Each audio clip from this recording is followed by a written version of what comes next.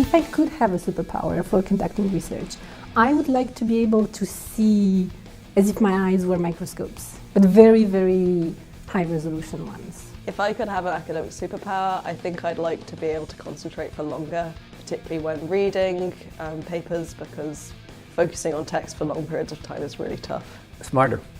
I need to be smarter. We're simply not smart enough to figure out how the brain works.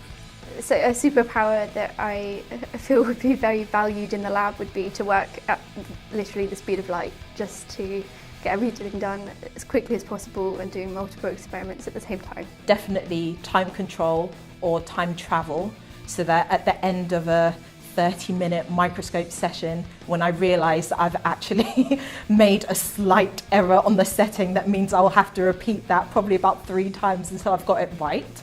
I wish I could just go back to the beginning and do it right the first time. Do a controlling experiment on one person, and then go back in time and do like the treatment experiment on that same person, and then you could do that kind of hundreds and hundreds of times to get almost exactly identical conditions. That would be really, really cool, I think. So if you could kind of, but then somehow save the data despite some time loop paradox. We never have enough time in research.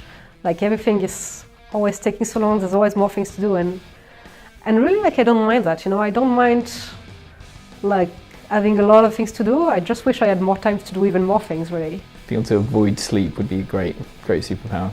I would love to be invisible, specifically because I do behavior research. And when you're doing behavior research, especially if, like me, you're interested in behavior in the wild, ideally you want to be able to set up your camera, set up everything in a way that doesn't disturb how animals normally go about their lives. And so currently, as someone who is not invisible, I have to think of clever ways of setting up all of my recording equipment and also making careful observations without disturbing the daily patterns and the normal behavior of the subjects that I'm observing. So if I was invisible and somehow could leave no evidence of my presence, then I could be really, really good at observing behavior in the wild.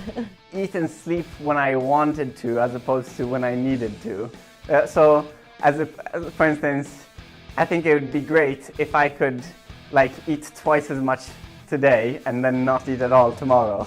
Just kind of store up excess food, or over the holidays, just, you know, over Christmas, eat 10 times as much as I need to, and then I'm good for a while.